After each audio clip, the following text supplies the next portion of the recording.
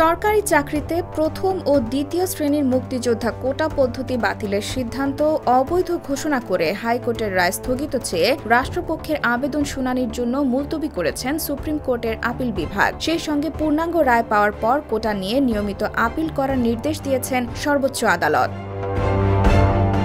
প্রধান বিচারপতি ওবায়দুল হাসানের নেতৃত্বে আপিল বেঞ্চ বৃহস্পতিবার চেম্বার আদালতের রায় বহাল রাখেন, ফলে হাইকোর্টের রায় বহাল রইল। শুনানির জন্য আবেদনটি বৃহস্পতিবারের কার্যতালিকায় ৮ নম্বর ক্রমিকে রাখা হয়েছিল।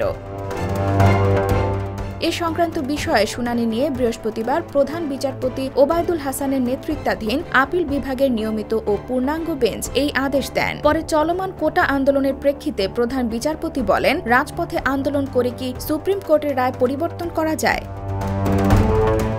কোটা সংস্কার আন্দোলনের প্রেক্ষাপটে ৫ বছর আগে প্রথম ও দ্বিতীয় শ্রেণীর সরকারি চাকরির নিয়োগে ৩০% মুক্তিযোদ্ধা কোটা বাতিলের সিদ্ধান্ত অবৈধ ঘোষণা করে গত ৫ জুন রায় দেন হাইকোর্ট। এ রায়ের ফলে প্রথম ও দ্বিতীয় শ্রেণীর সরকারি চাকরিতে ৩০% মুক্তিযোদ্ধা কোটা আবারও ফিরে আসে। এছাড়া সরকারি চাকরিতে প্রথম ও দ্বিতীয় শ্রেণীতে মুক্তিযোদ্ধা সহ অন্য কোটা বাতিল করে জারি করা পরিপত্র গত ৫ জুন অবৈধ ঘোষণা করেন হাইকোর্ট। ফলে ৩০% মুক্তিযোদ্ধা কোটা বহাল থাকবে। পরে এর রায় স্থগিত চেয়ে আপিল বিভাগের চেম্বার আদালতে আবেদন করে রাষ্ট্রপক্ষ।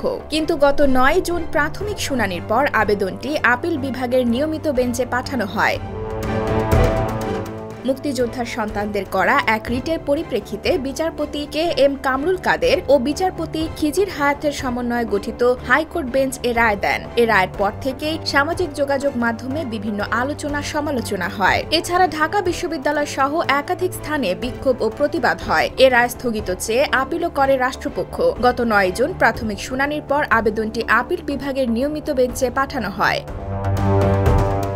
২০১৮ সালে কোটা পদ্ধতি বাতিল করার আগ পর্যন্ত সরকারি চাকরিতে নিয়োগে ৫৬% পদ বিভিন্ন কোটার জন্য সংরক্ষণ করা হতো। এর মধ্যে মুক্তিযোদ্ধার সন্তানদের জন্য ছিল ৩০%, নারী 10%, জেলা 10%, ক্ষুদ্র নৃগোষ্ঠী ৫%, প্রতিবন্ধী 1% কোটা।